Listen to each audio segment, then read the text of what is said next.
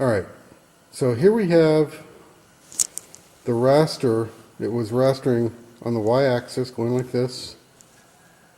Okay. It starts out fine. And then when you get to about this area, you'll see toolpath marks from the roughing pass. Then as we go towards the middle, you see it gets worse and worse, and now you can't even see the finish pass. All it is roughing path marks. So let's refocus here so you can see that better. This is the second time this has done this. The first time it did it, it actually occurred when we were cutting across the X path this way on a different side.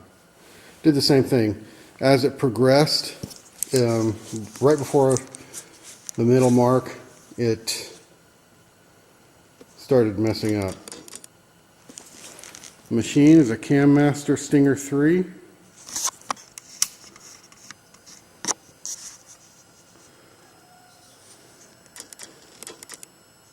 Okay.